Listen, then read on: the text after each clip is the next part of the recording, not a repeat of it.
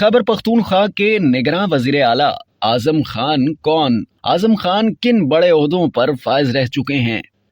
आजम खान को खैबर पख्तूनख्वा का निगरां वज़ीर आला तैनात कर दिया गया है। आजम खान का शुमार मुल्क के सीनियर तरीन ब्यूरोक्रेट्स में होता है। आजम खान खैबर पख्तूनख्वा के चीफ सेक्रेटरी रह चुके हैं, जबकि मुख्तलिफ वफाकी वजारतों में भी बहैसियत सेक्रेटरी खिदमात अंजाम दे चुके हैं। आजम खान का सरकारी मुलाजिम की हैसियत से तवील और रोशन कैरियर रहा है। वो निगरां हुकूमत में साबिक वफाकी वजीर दाखिला भी रह चुके हैं। आजम खान वफाकी सेक्रेटरी वजारत पेट्रोलियम और कुदरती वसाइल और वफाकी सेक्रेटरी बराए मजहबी उमूर भी रह चुके हैं। निगरां वज़ीर आला आजम खान ने पेशावर यूनिवर्सिटी से तालीम हासिल की है। उन्होंने लंदन से बार एट लॉ की डिग्री मुकम्मल की। आजम खान दौरान मुलाजमत मुख्तलिफ ओहदों पर फाइज रहे। वो चेयरमैन पाकिस्तान टोबैको बोर्ड और सितंबर 1990 से जुलाई 1993 तक खैबर पख्तूनख्वा के चीफ सेक्रेटरी भी रहे। 24 अक्टूबर 2007 से 1 अप्रैल 2008 तक KPK के वजीर खजाना, मनसूबा बंदी और तरक्की भी रह चुके हैं।